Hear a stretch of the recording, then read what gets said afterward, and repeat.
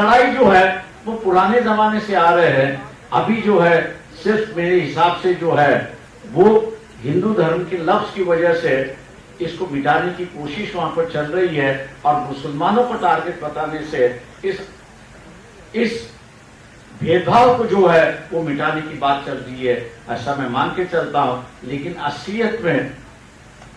असलियत में ये जो बहुजन वर्ग है, इस बहुजन वर्ग की और बहुजन वर्ग को कैद करने की जो है वो साजिश इस देश में शुरुआत हो चुकी है, एक रूप और आकार ले रही है। आपको अगर रुकाना है तो मैंने जैसे कहा कि ये सत्ता की लड़ाई सबसे बड़ी लड़ाई 2029 में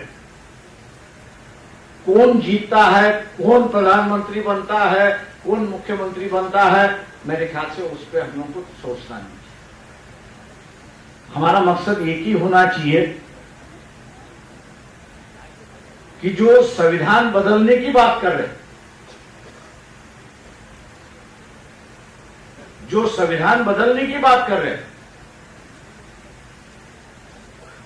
और आरएसएस बीजेपी जो है वो संविधान बदलने की जो बात कर रहे हैं, उनको दोबारा हम लोग सत्ता पे नहीं ले आएंगे। यही हमारा लक्ष्य होना चाहिए और यही अगर लक्ष्य हम लोग करते हैं, तो हमारे आजादी के दरवाजे और आगे बढ़ने के दरवाजे जो है वो हम लोग खुले रहे। मैं मान के चलता हूं कि जैसे बाबा साहब ने क्रांति और प्रतिक्रांति का जो सिद्धांत रखा और उसमें इतिहास का तथ्य दिया कि कितनी बार यहाँ पर क्रांति हुई और कितनी बार क्रांति पर काबू करने की यहाँ पर कोशिश हुई, उसका एक विवरण उन्होंने कहा है। उसका विवरण हम लोग आज मेरे ख्याल से अनुभव कर रहे।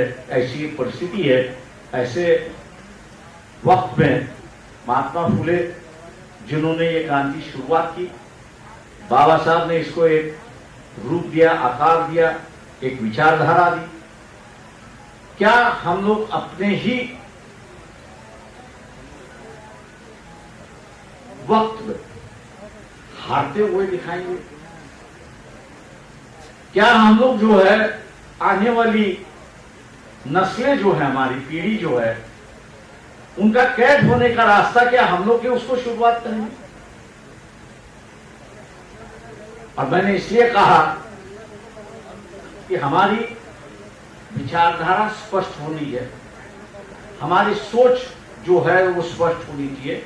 हमको क्या हासिल करना है वो हमारे सामने लक्ष्य होना चाहिए और उसी लक्ष्य के लिए हम लोग काम करेंगे, उसी के लिए हम लोग वक्त देंगे। और जो कोई प्रबोधन देता है, लालच देता है, उस लालच को हम लोग ठुकराएंगे।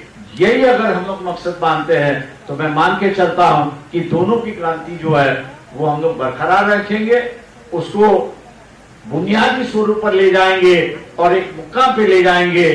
तभी जाके मैं समझता हूं कि हम लोग ने एक कार्य किया है, एक मदद की है। आप लोग उस पर विचार करेंगे, सोचेंगे। इन्हीं लफ्जों के साथ मैं आपसे रजा लेता हूं। जय भीम, जय भारत।